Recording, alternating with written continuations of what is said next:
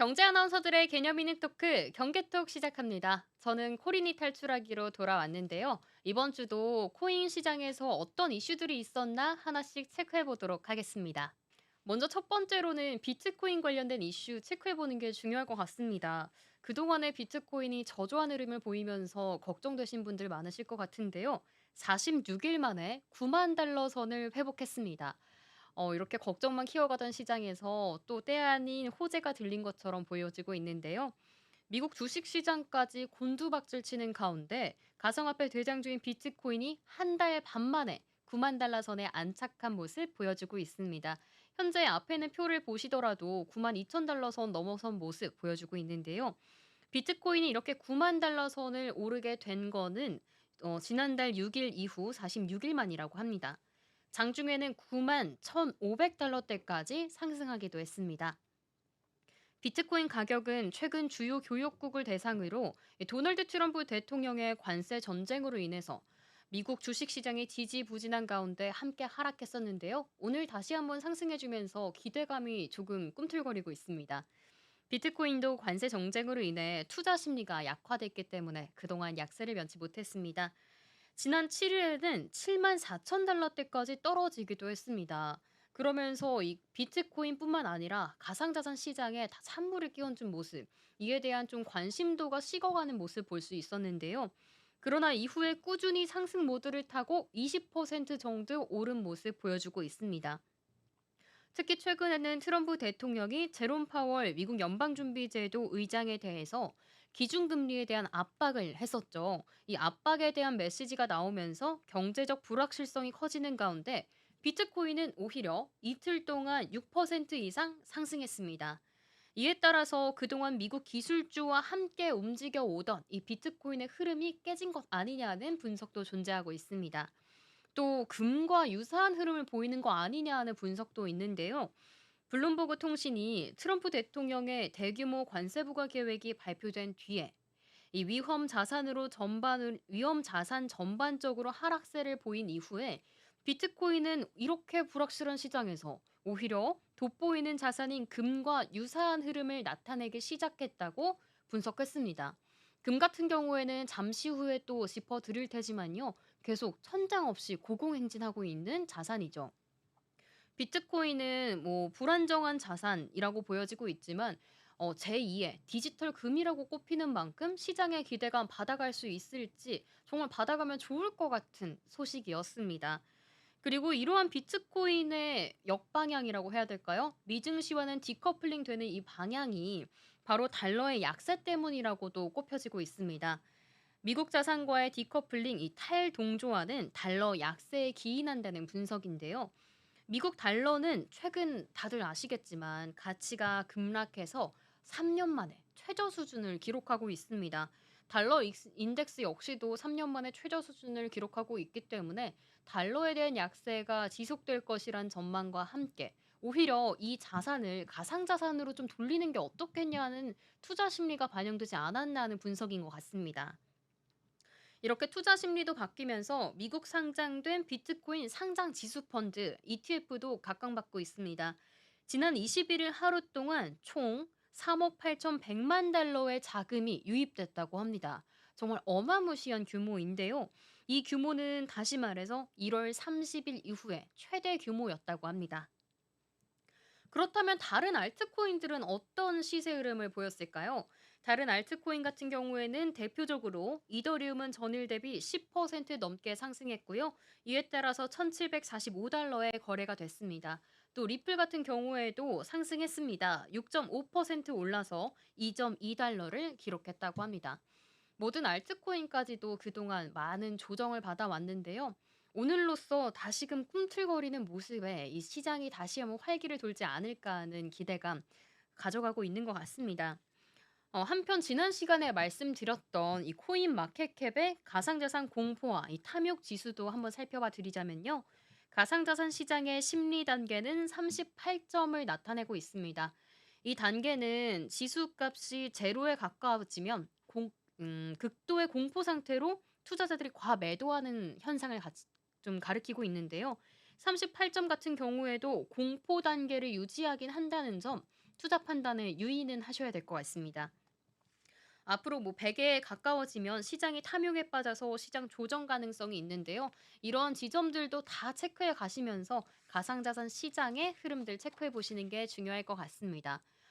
앞서서 제가 금에 대한 부분도 체크해 드린다고 말씀드렸는데 바로 이 표를 보시면 좋을 것 같습니다. 왼쪽 편 보시면 국제 금 현물과 선물의 가격 추이 보실 수 있는데요. 2024년 4월 딱 1년 전이죠. 이때와 2025년 1월 2일 그리고 4월 22일 최근까지 보시면요. 선물과 현물 모두 고공행진하는 모습 볼 수 있습니다. 작년 이맘때만 해도 2,332달러에서 위치하고 있는데 현재는 온스당 3,462달러에 위치하고 있습니다. 얼마 전까지만 해도 3,000달러 선을 넘어섰다는 뉴스를 본 것 같은데 정말 가파르게 올라서 현재는 3,500달러 선도 목전에 두고 있는 모습 보여주고 있습니다. 그리고 아까 달러 약세에 대해서도 말씀드렸는데요. 오른편에 있는 표 보시면 미국 달러 인덱스 추이 살펴보시면요. 가파르게 1월 20일에 트럼프 취임 이후에 떨어지고 있는 모습 보여주고 있습니다. 특히나 4월 2일에 상호관세 발표 후에는요. 더 가파르게 가격 조정이 일어난 모습 보여주고 있습니다. 이에 대해서 자세하게 기사를 통해서 다시 한번 짚어드리도록 하겠습니다.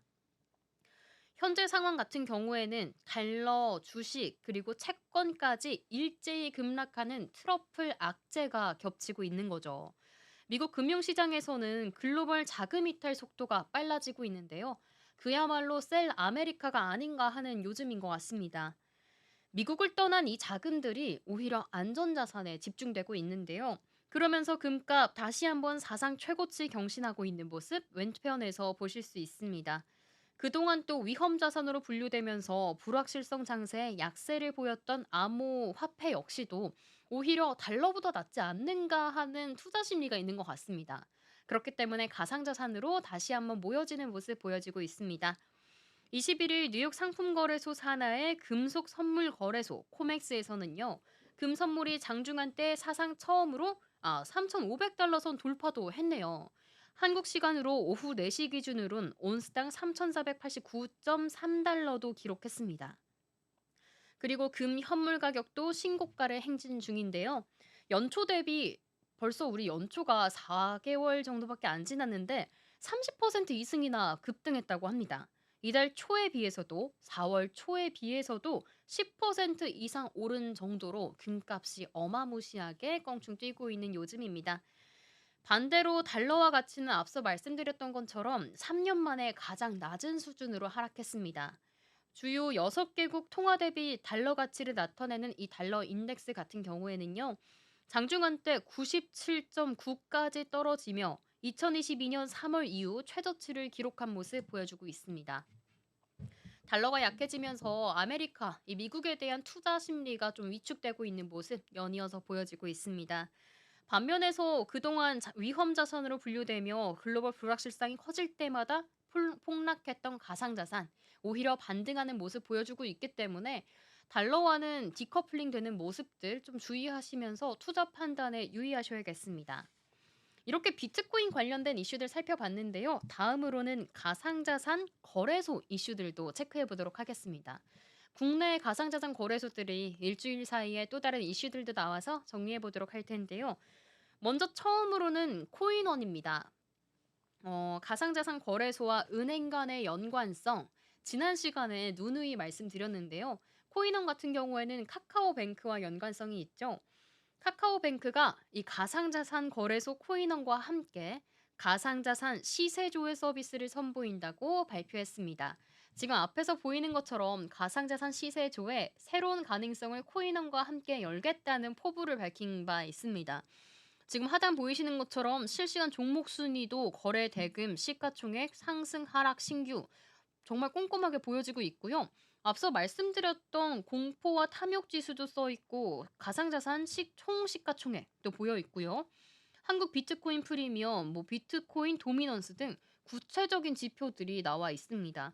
카카오뱅크를 이용하시는 분들에게는 코인 거래에 있어서 조금 더 시각적으로도 편의성이 있을 것 같고요. 접근성도 좋아질 것이라는 기대가 좀 보이고 있습니다. 가상자산 시세조회 서비스에서 금융 소비자는 코인원 제휴 정보를 기반으로 가상자산 시세를 실시간으로 확인할 수 있는 이점이 있습니다. 카카오뱅크 고객이라면 앱 투자 메뉴에서 증권사 금융상품인 발행어음과 채권, RP부터 펀드, 그리고 가상자산에 이르기까지 정말 다양한 투자 상품군을 비교하고 분석해 볼 수 있게 됩니다. 카카오뱅크에 따르면요. 서비스 화면 내에서 실시간 종목 순위에서는 거래 대금별, 시가총액별, 가격 상승과 하락 순위를 실시간으로 확인할 수 있다고 하고요. 최대 10개까지 표시되면서 순위 전체 보기를 눌러 더 많은 종목들의 시세를 확인하는 것도 가능하다고 합니다. 또 코인원의 실시간 인기 종목에 대해서는 지금 가장 많이 검색 중이에요. 그리고 지금 매수세가 가장 강한 종목이에요. 이러한 배너가 추가로 표시가 된다고 합니다. 가격 등락이 실시간으로 빠르게 이루어지는 가상 자산인 만큼 투자 결정에 도움을 받을 수 있는 것으로 기대가 되고 있습니다. 시세 조회 화면에서는 가상자산 투자하기를 누르게 되면요. 코인원 앱으로 연결이 되기 때문에 실시간 투자도 가능하다고 합니다. 이러한 코인원이 국내 거래소 중에서 유일하게 제공하고 있는 서비스가 있습니다. 바로 커뮤니티 서비스도 카카오뱅크 앱 안에서 가능하다고 합니다. 이 지점들도 이 카카오뱅크와 코인원을 사용하는 분들에게는 편의성을 높일 수 있다는 점이 이점으로 작용할 수 있을 것 같습니다. 실시간 손익 인증 메뉴에서는요. 코인원 안에서 수익률과 손실률을 인증한 투자자 랭킹을 각각 1위에서 3위까지도 좀 지켜보실 수 있는 점도 재미 요소로 확인할 수 있을 것 같습니다. 또 인기 게시글이라는 배너도 있는데요. 이 안에서는 가상자산 시장 정보와 투자 흐름 등에 대해서 다양한 게시글도 볼 수 있을 것 같다고 합니다. 가상자산 시장에서 비트코인의 시가총액이 차지하는 비율인 비트코인 도미넌스, 그리고 한국 비트코인 프리미엄을 나타내는 한국 비트코인 프리미엄 등의 시장 주요 지표도 확인할 수 있다고 합니다. 이렇게 코인원과 카카오뱅크 서비스를 이용하면 좀 올인원으로 한 번에 지켜볼 수 있는 지점들이 많을 것 같습니다. 카카오뱅크와 코인원은 법인의 가상자산 시장 참여와 관련된 정책 변화에 발을 맞춰서요. 양사 간의 협력을 앞으로도 지속해 나갈 방침이라고 합니다. 작년 12월에는 코인원이 고객 확인과 계좌 연결해서 카카오뱅크 인증서를 활용해서요. 인증 프로세스를 간소화하는 등 협력 성과를 내기도 했습니다. 카카오뱅크에 따르면요. 코인원과의 협력을 기반으로 카카오뱅크 고객에게도 가상자산 투자와 관련된 인사이트를 제공할 수 있게 됐다고 말을 했고요. 앞으로도 증권사 금융상품인 채권, 발행 어음에서 펀드 그리고 가상자산까지 정말 폭넓은 투자 플랫폼을 이용할 수 있도록 노력해 나갈 것이라고 했습니다. 사실 가상자산에 있어서 좀 장벽이 높은 분들에게는 카카오뱅크가 오히려 친숙하기 때문에 이용하기 더 좋을 것 같고요. 안에서 한눈에 볼 수 있는 시스템들도 많고 또 커뮤니티들도 이용할 수 있다고 하니까 장점이 뚜렷할 것 같습니다. 좀 어려우신 분들, 앞으로 공부해 나가실 분들은 이러한 서비스들 이용해 보시면 좋을 것 같아서 좀 뉴스를 통해서 가지고 왔고요. 다음으로 빗썸 관련해서는 어떤 소식이 있었는지 체크해 보도록 하겠습니다. 빗썸은 그동안 보류해왔던 인적 분할을 다시 추진하기로 했습니다. 빗썸은 21일 인적 분할을 통해서요, 증권 신고서를 제출했음을 공시했고요. 존속법인 빗썸과 신설법인의 분할 비율을 56대 44로 오는 7월 31일에 분할 기일을 선정을 해서 신설법인 설립에 나선다고 밝혔습니다. 빗썸의 이러한 인적 분할 같은 경우에는요, 지난해 한 차례 보류된 바 있습니다. 이 보류된 사안을 다시 한번 추진하겠다고 선포한 것으로 보여지고 있습니다. 사업별 집중도와 성장 전략을 강화하기 위해서 재추진한다고 밝혔는데요. 이번 분할 결정 같은 경우에는 6월 13일에 주주총회를 통해서 최종 결정된다고 합니다. 이번 분할로 존속법인인 빗썸은 거래소 운영과 같은 기존 핵심 사업에 집중을 해서 경쟁력을 다시 한번 강화한다는 움직임 포착되고 있고요. 신설법인 같은 경우에는 신사업 진출도 가능하고요. 투자 같은 것도 적극적으로 단행해서 수익을 다각화해 나갈 방침이라고 합니다. 빗썸이 보유한 투자 사업 관련된 회사의 주식은 분할 신설 법인으로 이전이 되고 일부 투자 계열 회사 주식은 세법상 적격 분할 요건을 충족한 후에 이전될 예정이라고 합니다. 거래소 사업과 관련된 회사의 주식은 존속 회사인 빗썸에 남게 된다고 합니다. 빗썸 같은 경우에도 사업을 좀 다각화해 나갈 것에 대해서 집중하고 있는데 앞으로 우리나라 코인 거래소들도 어디까지 날개를 펼치면서 사업을 좀 확장해 나갈 수 있을지 함께 체크해 보시는 게 중요할 것 같습니다. 그런 와중에 이제 공정거래위원회가 가상자산 거래소에 대해서 독과점을 한번 좀 검토하겠다는 소식도 들려왔습니다. 이 해당하는 업체의 표에서 보이시는 것처럼 업비트와 빗썸이 보이는데요. 해당하는 뉴스도 한번 체크해 보도록 하겠습니다. 공정거래위원회가 기업 회계 감사와 가상자산 거래 그리고 방위 산업까지요. 시장 분야의 독과점적 요소를 들여다본다고 선포했습니다. 각 시장 구조와 주요 규제에 대해서 경쟁 영향을 살펴보고요. 또 경쟁을 제한한다는 규제가 있다면 이를 개선한다는 취지에서 나선 것으로 보여지고 있습니다. 공정위는 매년 특정 시장을 선정해서 독과점적 요소가 있는지 살펴보고 있는데요. 사실 이번 해에는 지금 기업 회계감사, 가상자산 거래, 방산에 지금 집중하고 있지만 지난해 성과를 살펴보자면요. 제빵과 주류 등의 먹거리 시장에 주안점을 뒀습니다.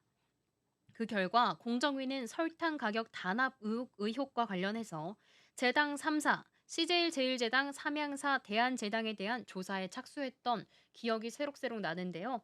주류도 이 주류 도매 협회의 술값 담합 행위를 적발했습니다.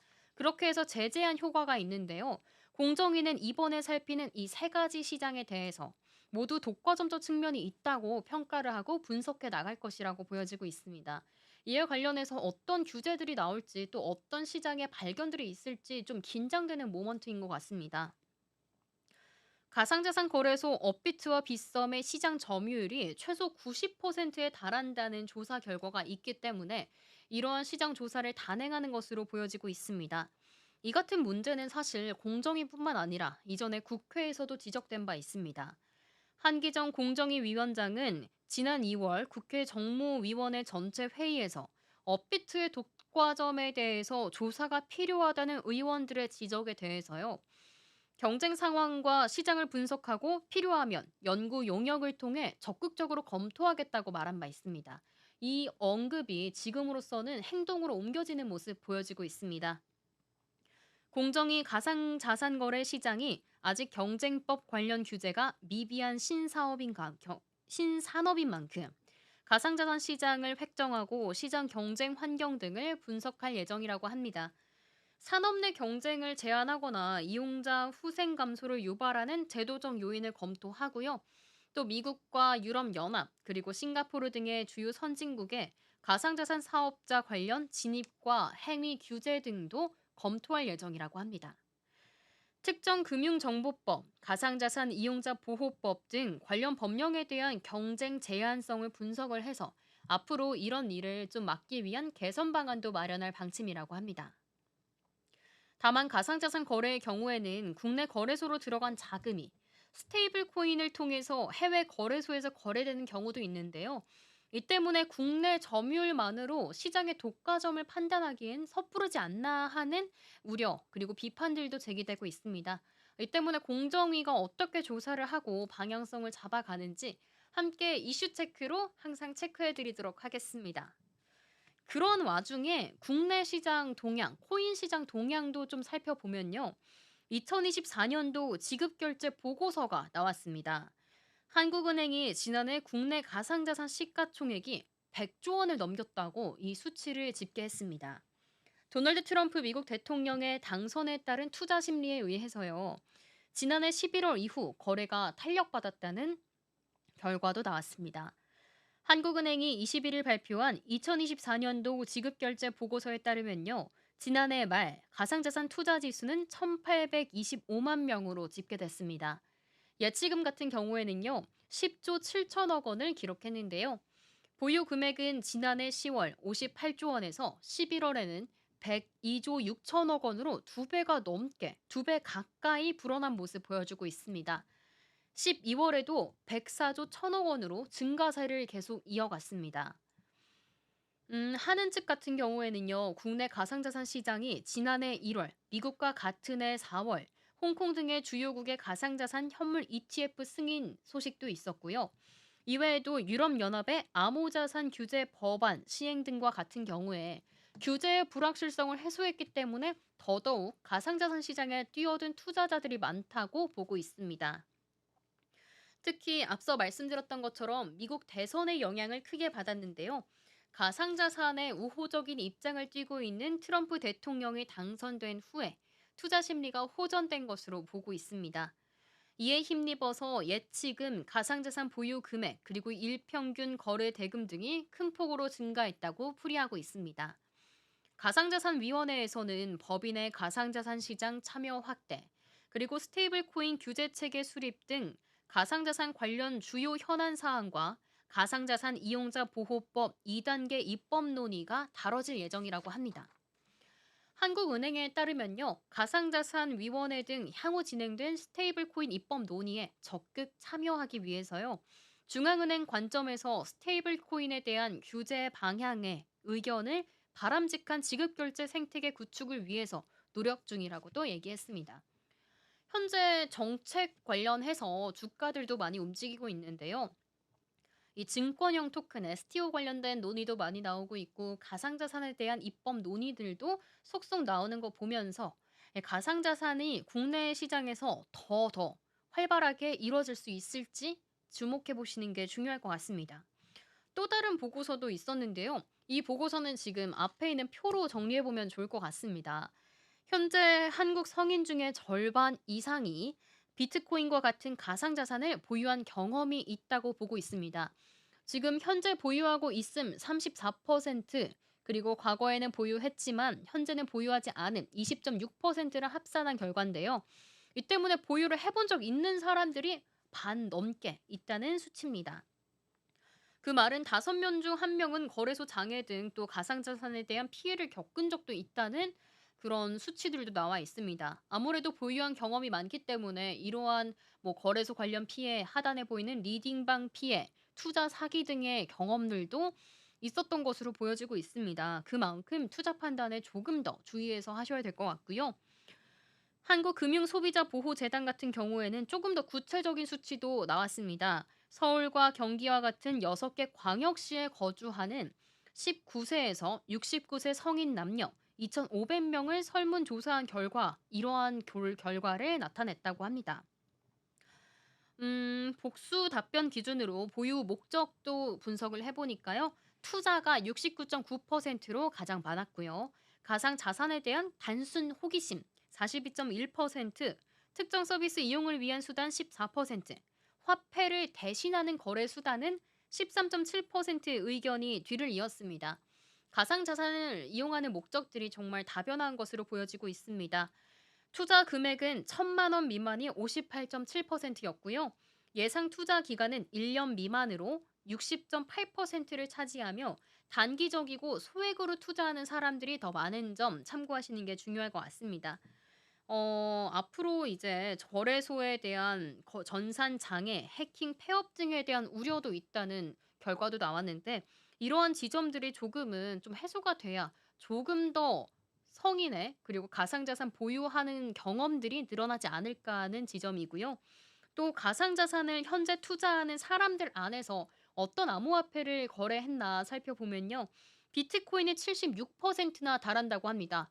아무래도 가상자산 대장주기 때문에 조금은 더 믿고 투자한 경험으로 보여지고 있고요. 이외에 이더리움도 52.8%로 쏠림 현상이 두드러졌다고 합니다.